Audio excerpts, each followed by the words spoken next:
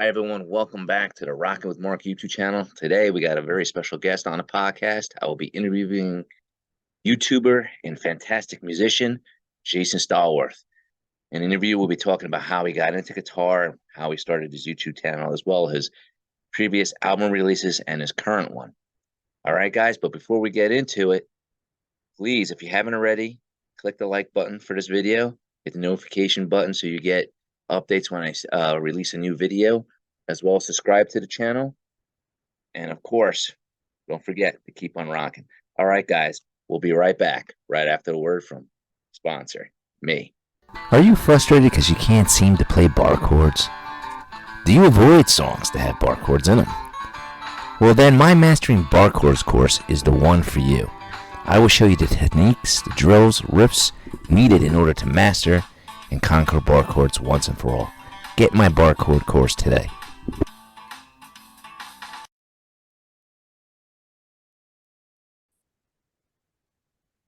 All right. Hi, everybody. Welcome back to the Marc the Shark Show.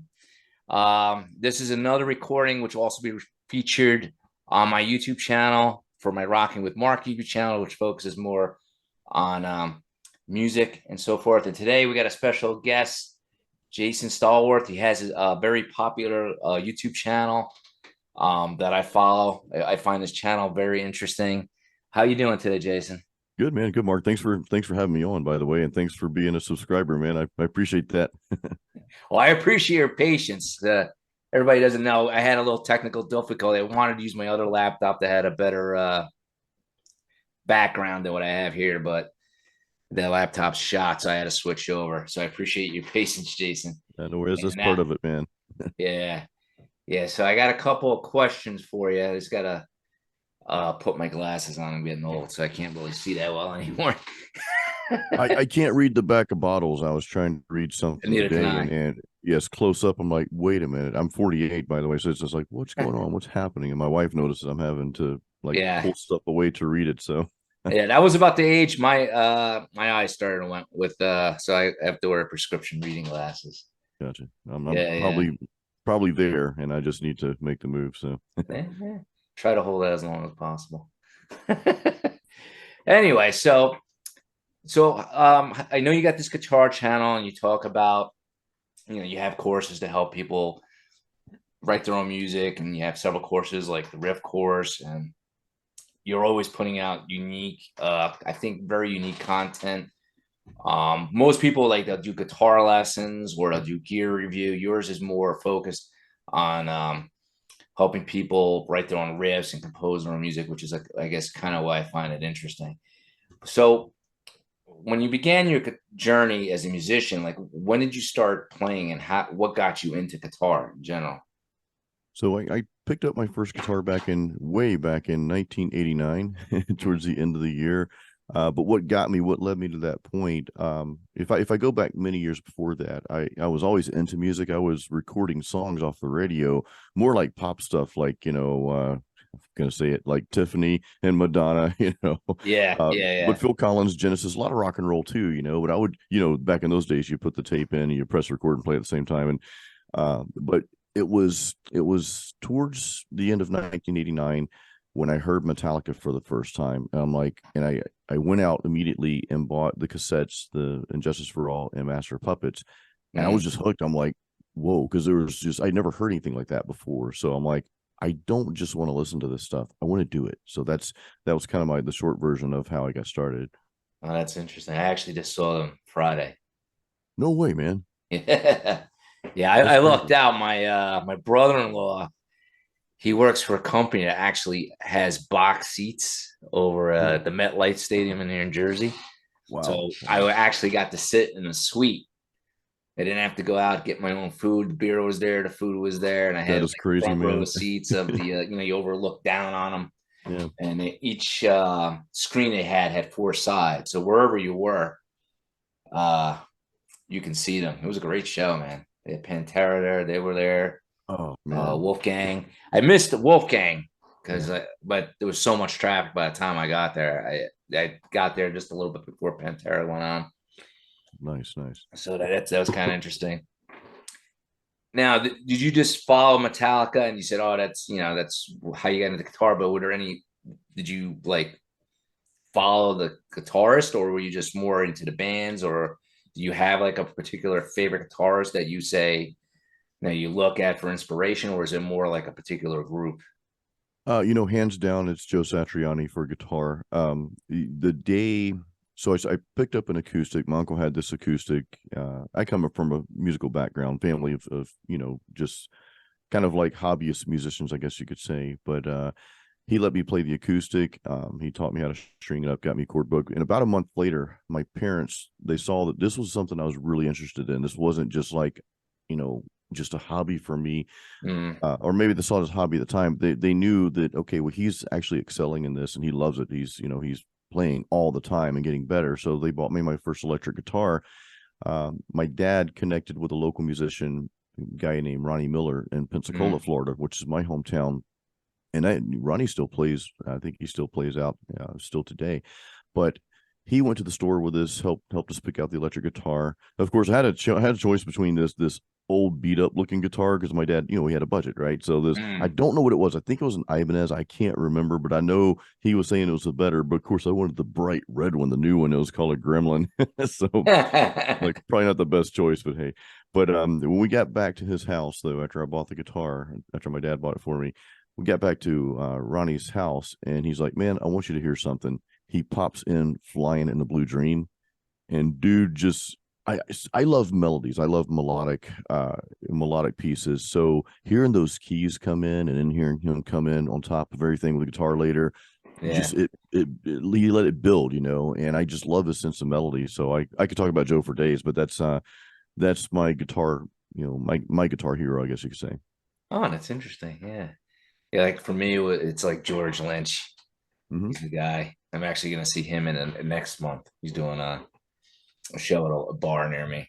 So I'd love to can't go wait to see see that. that. Yeah, yeah. I saw him last year with Dokken, where he comes out. I don't know if you know that it was supposed to be Lynch Mob and Dokken, but I guess something happened with the other members from Lynch Mob, so he just came out and just did the last 3 or 4 songs with Dokken. Okay, cool. I was really hoping that it would be Lynch Mob and Dokken, so I could see him and his, Yes. do a whole show. So, but the one in September is supposed to be a whole show, so I'm looking forward to that. So that's pretty cool. And then, so all right, so playing guitar, you got really into it. So, what made you decide to start a YouTube channel?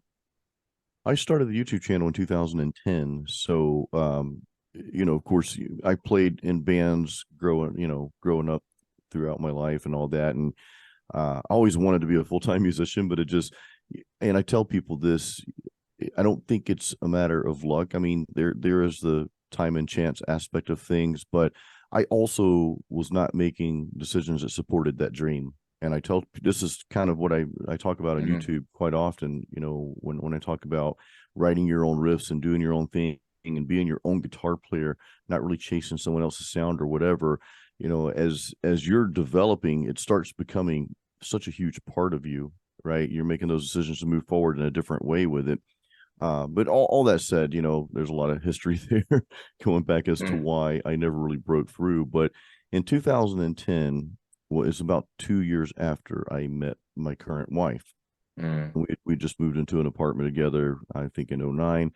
And I'm like, I'm going to take this thing serious. I'm going to get really deep into music because I kind of took a little break from it for a little while.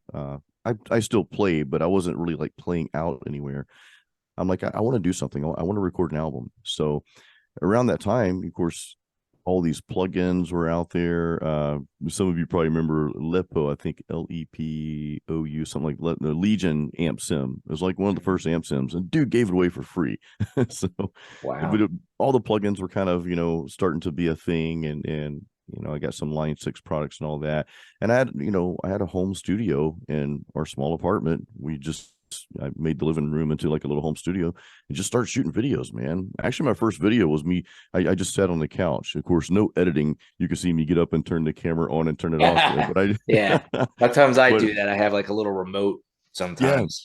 Yeah, but no editing whatsoever. But my very first YouTube video is still out there. just wrote it, and this is not metal at all. I wrote an acoustic song because I play acoustic probably as much as I do electric. And that's my first video. I just wanted to play a song and capture it on camera, one take. I'm like, okay, well, we're on YouTube now. But then I started doing some riffs and started getting into kind of sharing tones and that sort of thing. And I've never really, I do have some gear demos on the channel, and I film at a local guitar store here, Replay Guitar Exchange in Tampa. Yeah, I've seen a few of those. Yeah, and that's a lot of fun. So I get to demo some gear, but I'm not really, I don't really care to do like full blown reviews. I like to demo the gear. Do I like it or do I not, or whatever, and that sort of thing. And the gear that I do use, I don't really give a full demo of it. I just share how I use it. So if that makes sense. But yeah, like you said before, it's more just encouraging people. Hey, I've got a riff for you to learn, but let's branch out from what I just did. You might come up with something a lot better than what I came up with, as you start to develop your own style and sound and all that. So that's pretty cool. And then I know, because I follow you on YouTube, that you've released a few albums yourself. I have, yes. Now, did that come after you started your YouTube channel, or at the same time, or that was all after I started the channel in 2010. I didn't release my first album, Apocalyptic Dreams, until 2013. But during the process of starting YouTube, like even before I posted my first YouTube video, I'd already had all these riffs because it was my first time in this whole digital studio thing, what we call the DAW. You remember back in the day we had these things. I had the first generation, I think it was a Fostex DMT-8 or something like that. This is back in the early mid 90s or whatever. And I had recorded a couple projects here and there for some other people, just in older studios. But it was my first time jumping into this whole, digital age here, which is really fascinating, all the stuff you can do. But no, I had already started writing the album, and then I decided to really make something of it and release it in 2013. And I'm working on album number 5 now, so that's hoping that's going to be out within the next month or two. Oh, okay, that's interesting, because I was listening to some of it. I'm like, wow, that sounds pretty good. Thank you. You know what I mean? Because I think when I first saw YouTube, I'm like, I don't know, somehow your channel showed up on my feed. I'm like, damn, that guy's pretty big. And then it was like this other guy that's like big like you. And I'm like, holy shit, these guys are huge. Oh, Kevin Broussard. You're probably talking about Kevin Broussard, man. Yeah. And then I don't know. Yeah, and I don't know what. And then like just recently, I'm like just started to follow you more and more. And I'm like, oh shit, he's pretty. He's pretty good. He's got some pretty good chops there. And then I was watching your lessons, and then I'm like, oh, I went to your website, and then that's where I started listening to some of your music. I'm like, oh wow, he's pretty interesting. Now, how long does it usually take you to make an album? Like, did you find it? Was the first one some songs that you wrote like here and there over the years, and then you compiled it, and then the next ones were just like instantaneously? Like, how long does it usually take you, like on average? Mark, for a little bit here, man. Oh, did you hear my question, or hello? Hello? Hello? Oh, hold on a second here. What the hell's... Let me plug this in. Can you hear me? I don't know if that's your end. It's freezing up though. Yeah, I hear you just fine now. Yeah. All right. Yeah. So my question was, like, how long does it take you to come up and finish the album? Was like the first album like a series of songs that you've written previously, and you decided to lump it all together in an album, or like how long does it usually take for you to finish an album from start to finish? So that first one took, I didn't really start working on the album. I was just writing riffs and writing just some instrumentals, and I didn't really have the vision for the album at first when I first started working on it. So that I want to say I started writing everything compiled together, and then I don't know why that took so long to release. Dude, the album I'm working on right now, that's been in the making for over 2 years. I've had the drums, Cameron Fleury, I hired him. He's out of Canada. He's on YouTube as well for metal drumming. phenomenal drummer. He did the drums for my last album, Masterpiece. But this album I actually put on hold. I got him to do the drums, and I had a lot of the stuff down already, but I put it on hold to start Metal Mastermind with my friend and business partner Ken Candelas. So, yeah, and that was a good decision because I had recently left my job. I've been out of the corporate world now for 3.5 years, so I'm still hanging in there. And it's honestly, dude, I'm glad you asked this question because it's almost frustrating to me right now how long this has taken me to get back into it. And I'm almost done. I've got one more song to record the lead guitar tracks to. I have actually changed a lot of the arrangements to the songs, because what I wrote 2 years ago, it's like, I don't like the way this sounds. I'm going to do something different and just make sure it fits. And I recorded the whole thing on a 7-string guitar too. I'll tell this story probably on a future YouTube video once it's released. But I went back and re-recorded everything with a 6-string because I was having some internal struggles with 7 and 6 and all that, but anyways, I've got the vocal tracks coming up. I'm going to another friend's studio to do that. I find it's not so feasible to try to record vocals and do the engineering and all that stuff, working in the DAW and all that stuff while you're trying to record vocal tracks. Just doesn't really work out too well. So all that said, I mean, in theory, like the next time I release an album, I anticipate it taking really just a few months, because you write riffs over the years, and then sometimes you'll go back and use that on something else, and that's kind of been my process. But Mark, to be honest, I really haven't had a process. I mean, if I were to schedule this out, it's like, okay, these next 2 months, I am going to write 12 songs or 10 songs or whatever, and we're going to do that, and then schedule everything else that happens after that and just stick to that schedule. It's just like going to a job, just like working. But I haven't gotten to that level of cranking out an album yet. All my albums have taken it's been kind of like a collaborations of riffs and other ideas and lyrics and stuff that just kind of build up over like a 2 or 3 or 4 year period. And I'm like, okay, I think we got an album now. Let's put all this together. So yeah. Now, how do you get your ideas for your songs? Is it just comes to you, or what's your songwriting process like? Dude, I honestly don't have one. I really don't. I wish I could say I did. I crank out riffs. I mean, if you listen to, I say 99% of the stuff I have out there on YouTube is stuff I wrote for that video that day. Wow. And I'll put the backing tracks to it and everything. And a lot of times I delete all of that. Because it's out there on YouTube. So I'm like, okay, well, I put this out there, so I'm probably not going to use it in a song because it's, it's kind of out there. Sometimes I do, though. Sometimes I'm like, okay, I really like this one, so maybe I'll make changes to it later or keep it, But honestly, I've got just a library of songs I've started in my DAW. I use PreSonus Studio One, so there are just probably hundreds of files in there on stuff that I'm working on. And I'll just kind of like, okay, well, what's the theme of this next album? I start thinking about what is kind of the meaning behind this, like Apocalyptic Dreams. My first 3 albums were instrumental.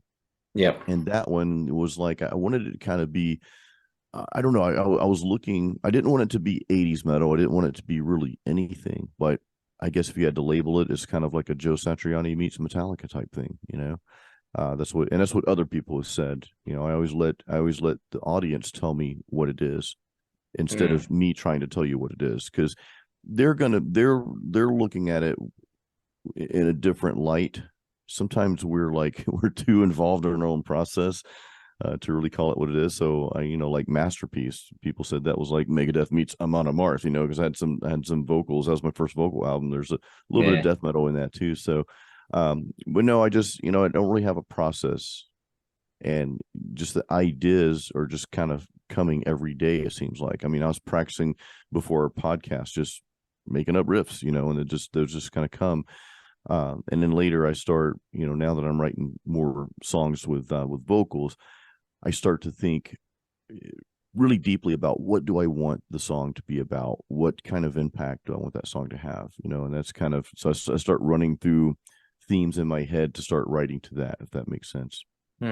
So when you practice, do you mostly focus on I guess I would call it like improving riffs, or as opposed to practicing songs of like, songs you grew up listening to. Do you find yourself doing that more? It seems like that's something that you focus more on. I don't know why I get that feeling.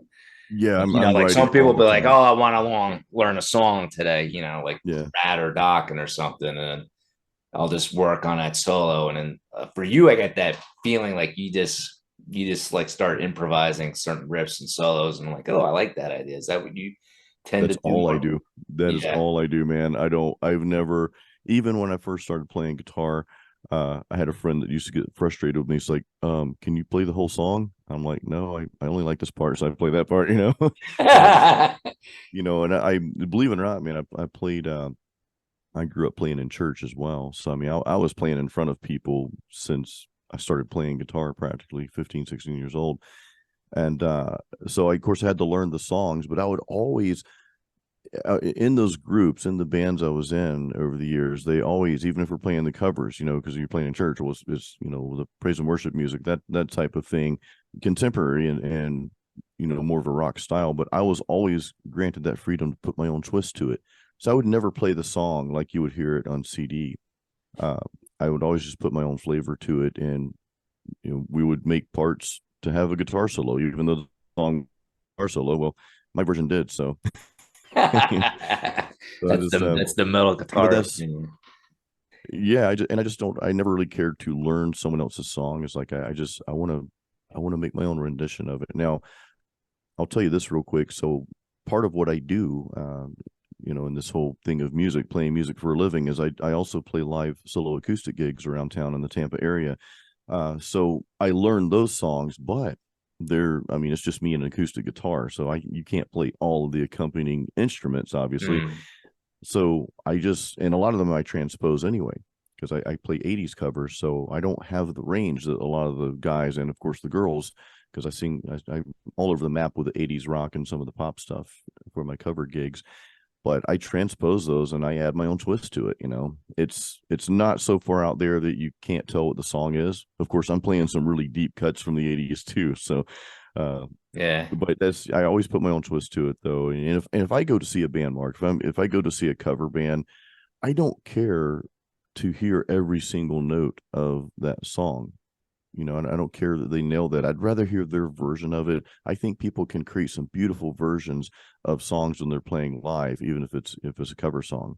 Hmm. That's a very interesting observation there. Now, you mentioned Metal Mastermind before. Are you still affiliated with them? And can you explain what Metal Mastermind is? Oh yeah, that's the core of my business. I mean, I operate under my own LLC, Uncle Jason Productions LLC. Just that's the smart thing to do if you're doing anything for money, if you're getting paid. But I co-own Metal Mastermind, so that's an LLC as well, Metal Mastermind LLC.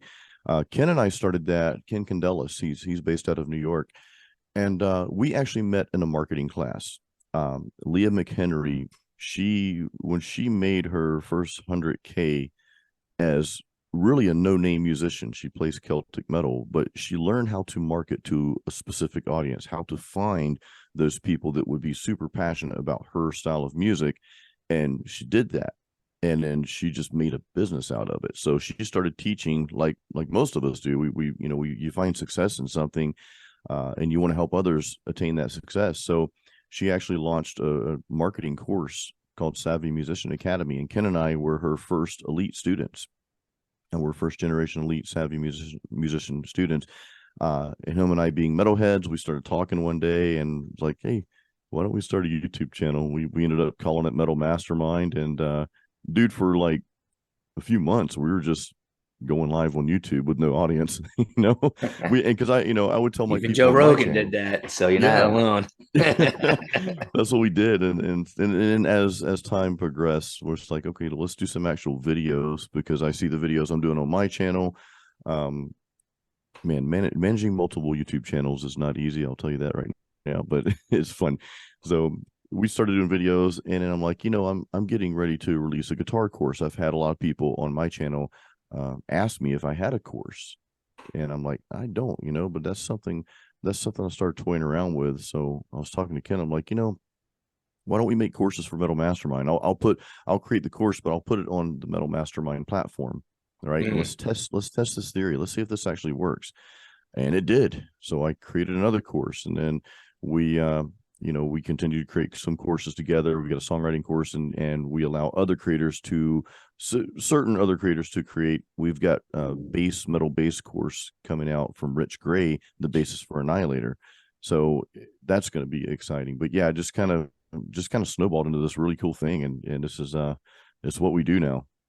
Oh, nice, nice. And then, like you mentioned before, like you go out and your gigs are mostly acoustic. What made you decide to do acoustic gigs as opposed to, I don't know, using like an electric guitar? Or, is it just because it was easier to be a solo act with acoustic guitar, or? Yeah, it's much easier. What happened was I was seeing a friend of mine's band play. They're called the Southern Creek Band, and they're a cover band. They sing like Southern rock and country and that sort of stuff.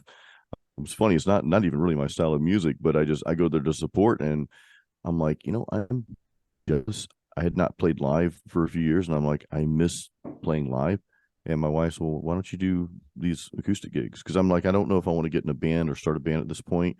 Um, so she talked me into doing that, and that just like really took off. I didn't expect it to, because I'm like, well, at first I'm like, well, I don't want to play cover songs. I want to play my own music. So I was like, how am I going to do this with no band? And so like she talked me into playing some covers. I'm like, well, if I'm going to do this, I'm going to play the stuff I like. And acoustically, I love 80s. I can do that on acoustic and make it sound really cool. That's probably going to put me in a very tiny niche, but little did I know that it's been really great. I mean, I'm playing like 10 to 12 gigs a month now, so it's just been it's been another journey. That's interesting. Now, for yourself, for your music and your YouTube channel, like, what are your future goals or aspirations, or like for that for your both your YouTube channel and your music? Like, what do you want to see accomplished for I yourself? I would I would like to put out an album at least every 2 years and be very consistent with that. I've got a really big project that I'm working on that I can't actually talk about it right now. So that's coming up in 2024. But it's much bigger than just an album. So that's something that I'm going to start working on here real soon. I want to write another book. I published my first book, Heavy Metal and Weights, back in 2017, and I love the arts. I just love it. So I want to put more albums out, and really just I want to be a part of some other music projects as well. You know, one of the things that I told Ken when we started Metal Masterminds, like I love doing the solo stuff and being a solo artist and all that, but I also want to be a part of something that's bigger than me. And Metal Mastermind gave us both that opportunity. But even musically, I'd love to perform on some other people's albums. Even if it's just small parts, and I have done that. I've Ken Candelas, he's got this project called Homeric. I recorded guitar tracks for that. That's going to be out early next year. It's like horror metal almost, man. It's very creepy. And then his fiance, I recorded some stuff for her solo project. So I wouldn't mind doing more stuff like that. As far as the channel goes, I'm not really a numbers guy, but I'd love to reach the 100K mark this year.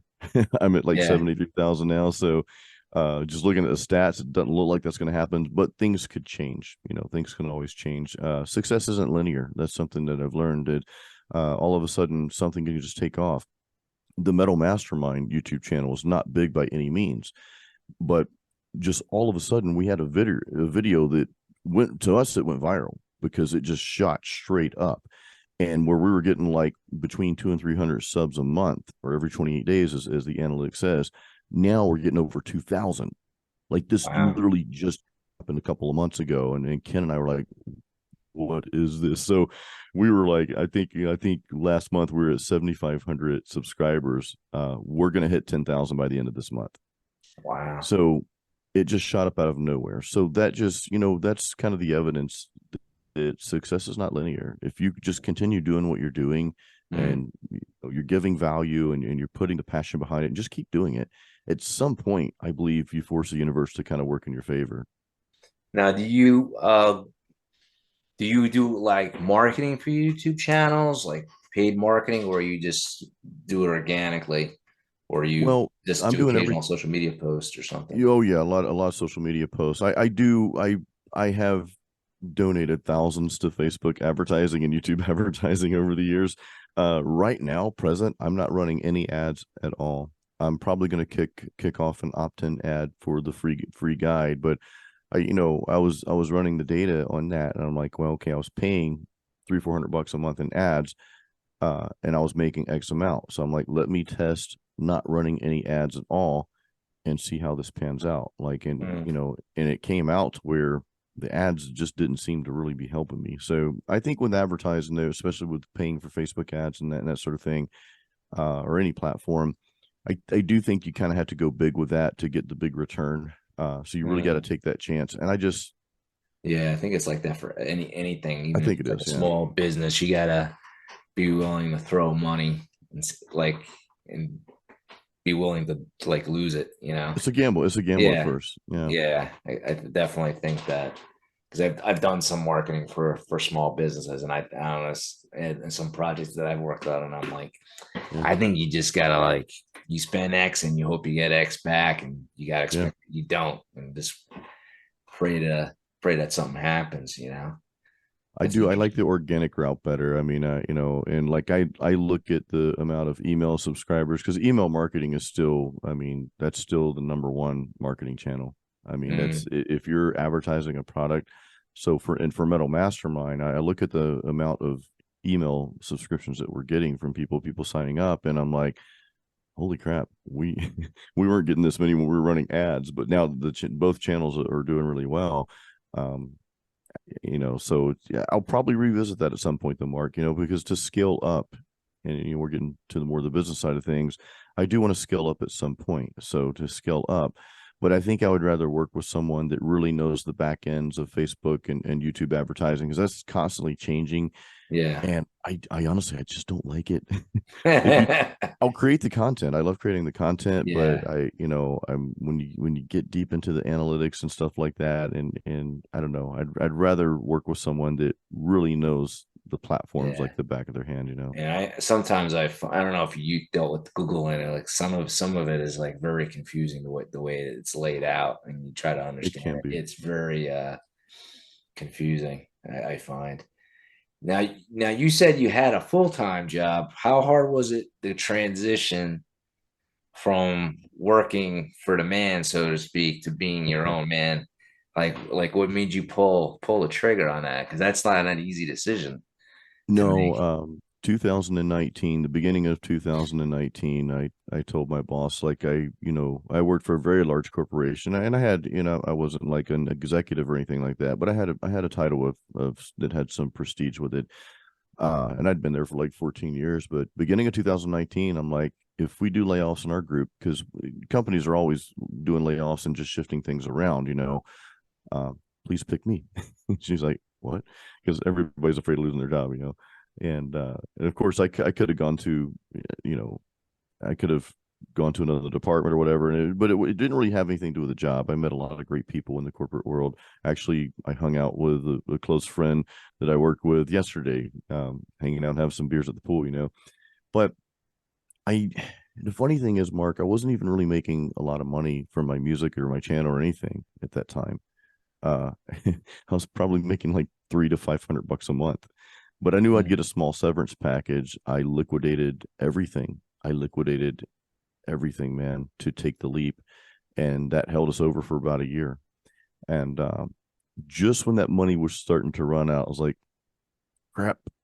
I released my first guitar course around that time, and that month just blew me away. Now, of course, there have been a lot of ups and downs since then. mm, Things sometimes you launch a product, you're like, whoa, it's out there, this is great.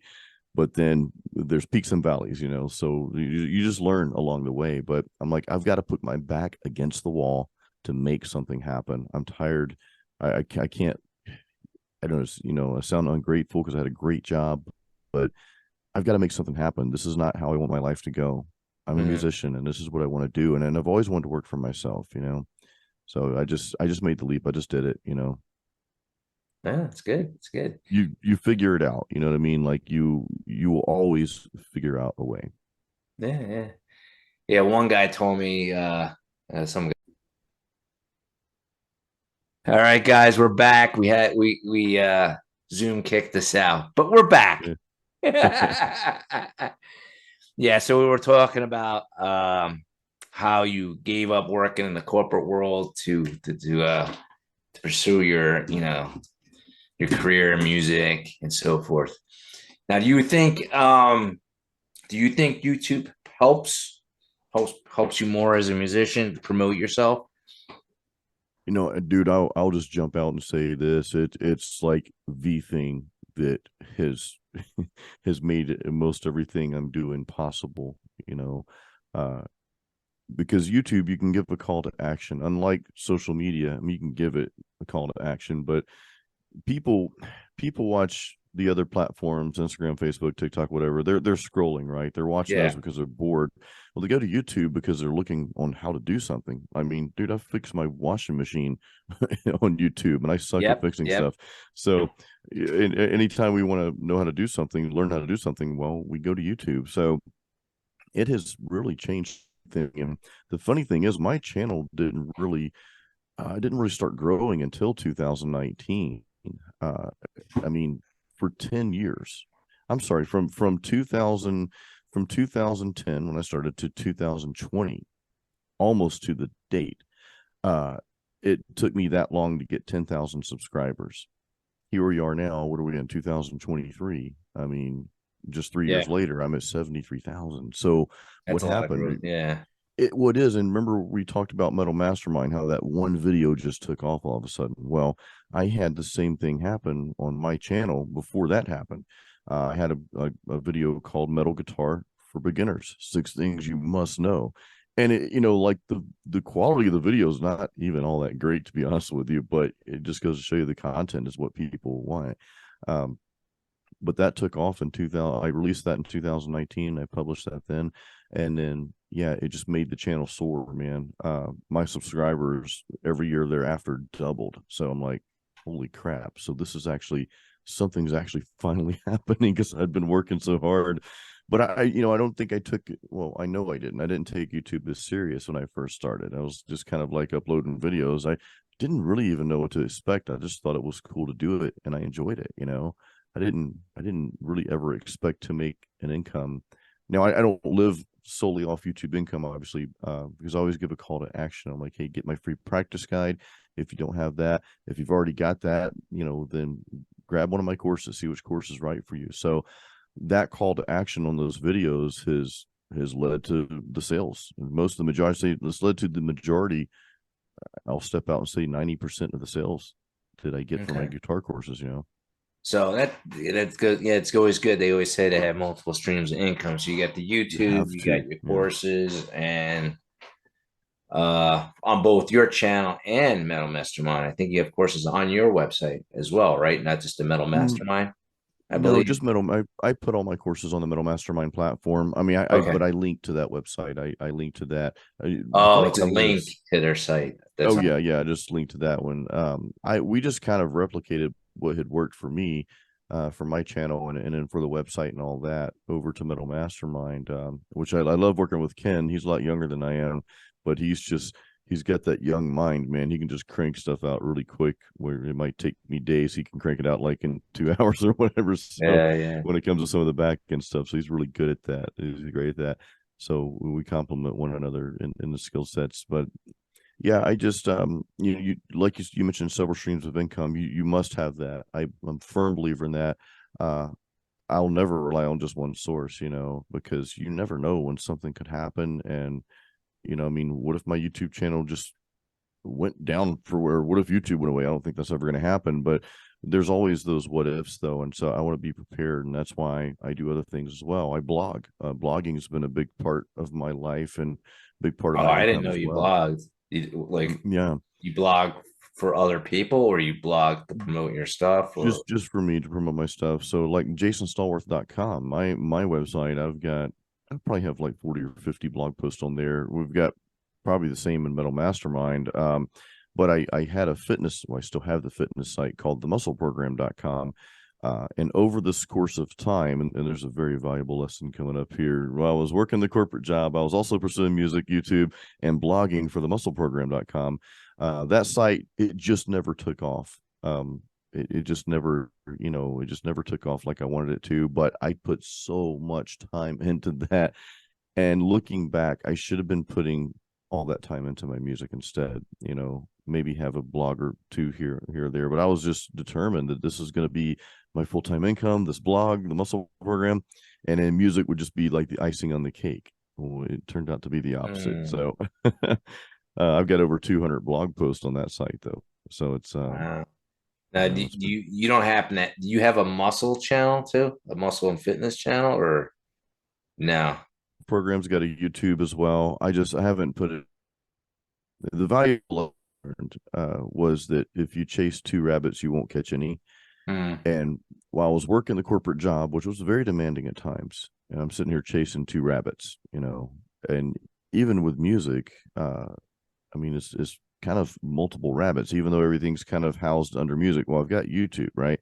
I've got the courses, I've got the marketing to have to do, right? The social media engagement. I'm playing live shows. I still blog. Another stream of income is from affiliate marketing. You can be an Amazon associate. I'm also an affiliate for Sweetwater now. So there are so many things. And honestly, my programs, I've got some ebooks that I created for the muscle program. I still make a few sales. That site makes me like $300 or $400 a month. I don't touch it. It collects That's emails. not bad, bro, because I've written books before. And well, are they downloading it off your website? Because I know you had one on Amazon, but like Amazon doesn't pay that much. If you sell an ebook off your website, you'll make more. You should always you should always value that a little bit higher when you sell it on your own platform, So I have four different programs. I sell them. I think the main programs are like $24.95, which is not a lot of money, and other two programs are 19, something like that. But I've got like a lean muscle program, a mass building. I've got a nutrition guide, and then I've got the at home. I wrote the at home dumbbell program during COVID, so I'm like, hey, let's put this out there, So and I get paid off of the ad revenue as well for the site, and it's a beautiful thing about content like YouTube, blog posts. You can always get a side income from the ad revenue coming in. Oh, so, what do you use, like from AdMob or something through Google? What do you use, like the Blogger or something from Google Blogger? No, I actually use a company called Ezoic. Okay. And they just place the ads on there. They handle all that. You can you can tell them where you want the ads. You can go into the program or whatever. But I'm like, just set it and forget it. I'm one of those people. I don't want to keep digging into it. So it's just, it collects, like I said, $300, sometimes $400 a month for that site. And I gotta shoot you an email on that one because I never heard of that. Yeah. All I do is send an email to my subscribers. I call it Flex Friday. I send an email just with some kind of tip.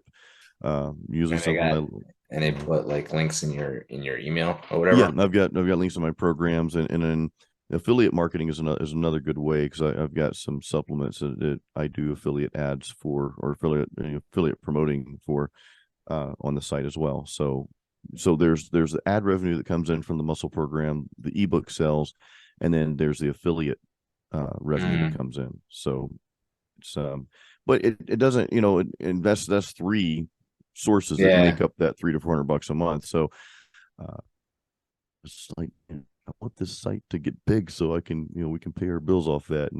But I'm not griping about the music being that, because I'm actually I'm glad and I can say I'm a true full-time musician. This is all I do. Now, how do you distribute your music? You use Distro or CD Baby, or what's CD Baby? CD Baby. Yeah. Now, what made you choose that one over like Bandcamp or Discro, whatever the other one's called? Yeah, there's DistroKid, there's Bandcamp, there's several out there. I honestly don't remember. I really don't remember what it was. I learned about all this early on, and I'm kind of one of those people, like, once I get something and I like it, if it ain't broke, don't fix it type of thing. I just kind of stuck with it. I've had people tell me, well, this platform's better, but I've got everything on there, and really it doesn't matter because I mean I don't sell albums through them. Like I don't send people to CD Baby to my profile or anything. They just see my stuff on Spotify and iTunes and all those places. And I've got CDs on the jasonstallworth.com site because I have a shop set up there. So I sell CDs and just ship it out of here.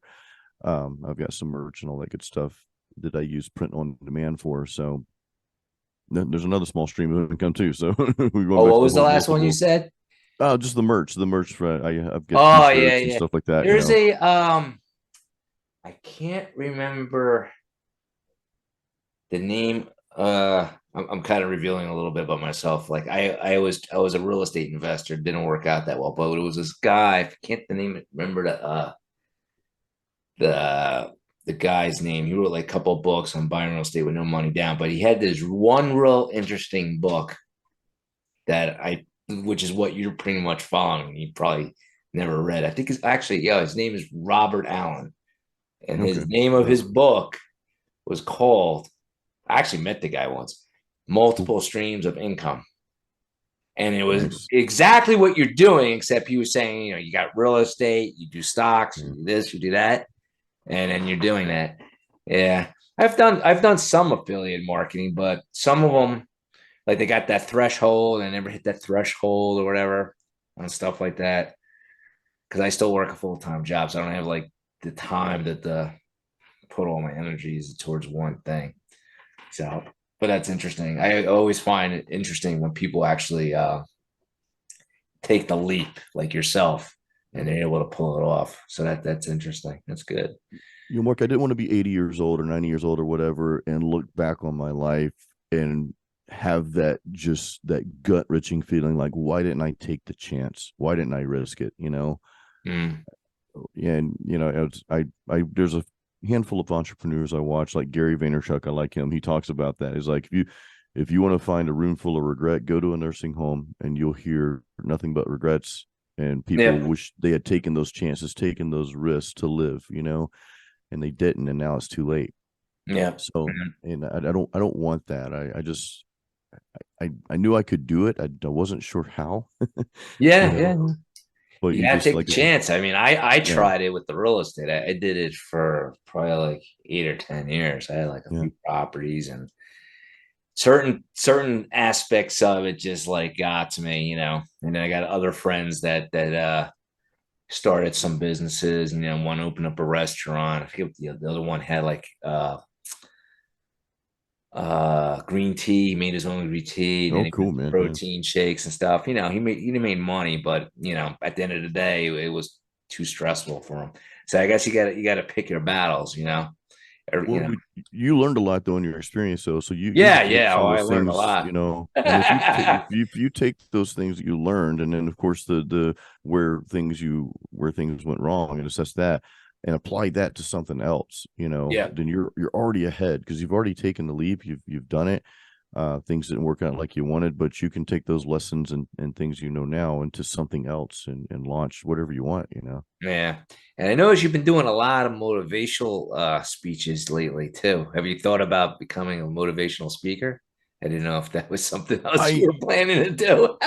No, listen, man, I'm actually going to be given, as soon as the album's released, I'm going to be doing a guitar clinic in Tampa at Replay Guitar Exchange. And of course, dude, that's just something that naturally comes out. I want to encourage people to not necessarily jump out, you know, quit your job and play guitar, because you might find yourself broke if you do that, but you can. I mean, I don't want to discourage it, but I think a lot of people like the end result, but maybe don't like the journey and the uncertainty of getting there. So I don't think that part's verified. But as far as encouraging people in a musical sense, you know, to create their own and be, like I always tell people, to be your own guitar player. You know, don't worry about sounding like someone. Everybody's like, how do you get that tone to sound like this person?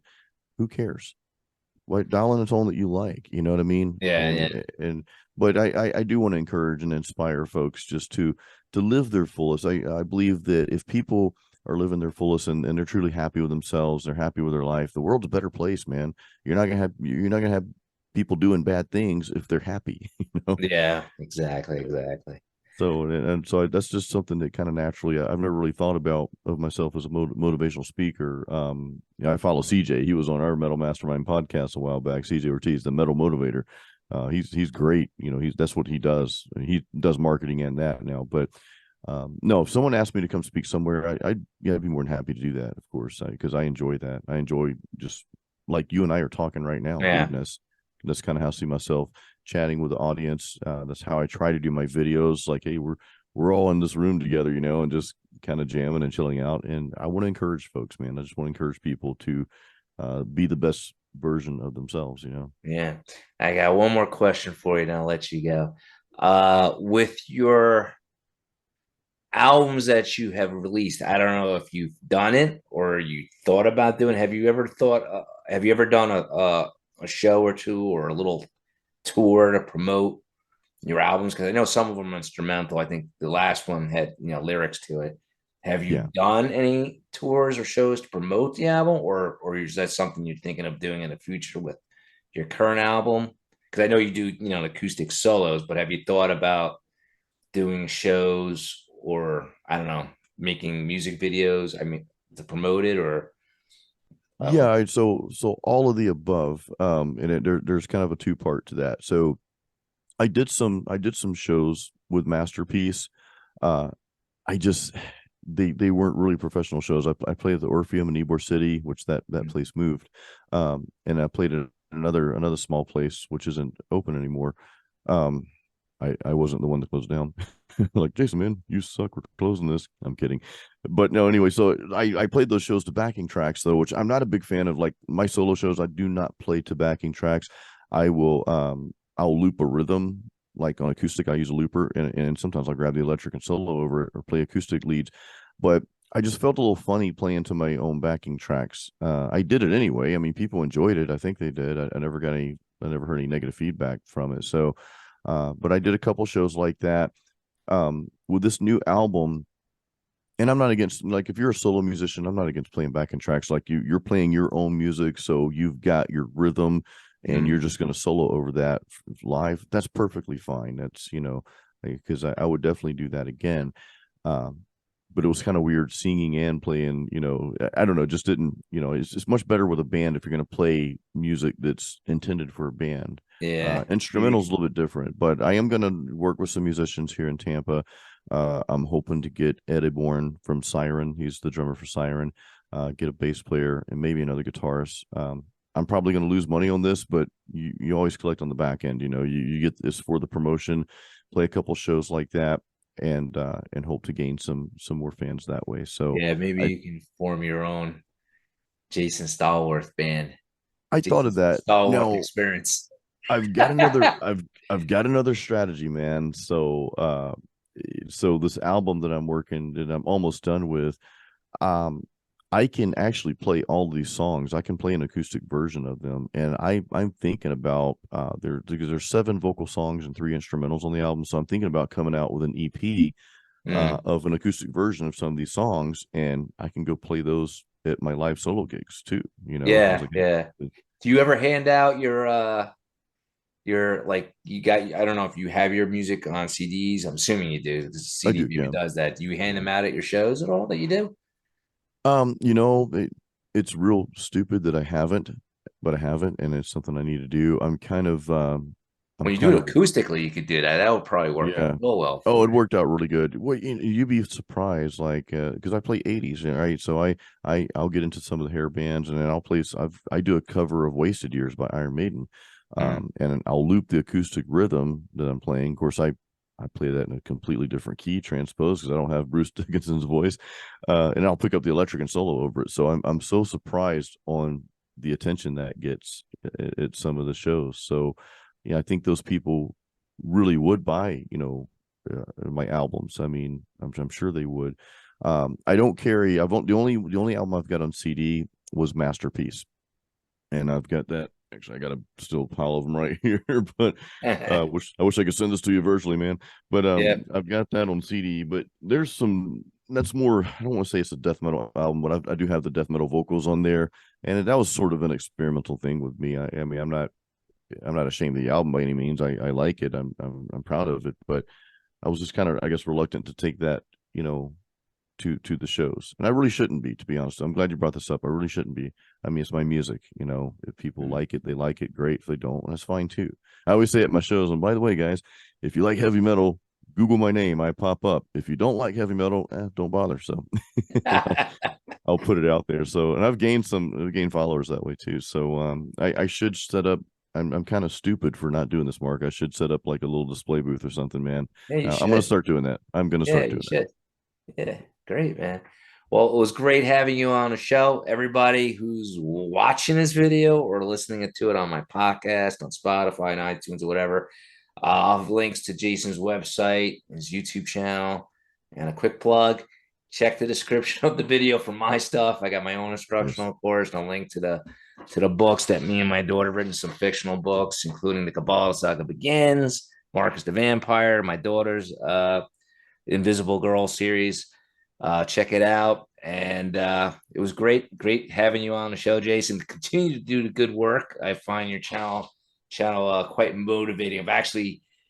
I've always, how do I say this? I always, like, when I do my own practice, I tend to like try to learn other people's songs, and then I'm like, so late I got more into improvising solos, but lately I've been getting more into riffs from watching your channel. I'm like, oh, this is pretty cool. It's awesome, man. You know? So who knows? Maybe I'll have my own instrumental album or single coming out soon. I don't know. We'll see. I would encourage you to work on it, man. Dude, start working on it, man. So yeah, I appreciate you having me on the. Thank you so much for having me on the channel here, man. Appreciate it. Anytime, man. Anytime. I look forward to your next video and your album. When your album comes up, hit me up, man. I'll have you back on. We'll just talk about that as well. Definitely. All right, guys. Take care. And again, this is the Mark the Shark podcast, as well as the Rockin' with Mark YouTube channel. If you haven't already, please like this video, subscribe to the channel. I really appreciate it. And follow my podcast on Spotify and iTunes. Appreciate it. Take care, Jason. Thanks, man. You too.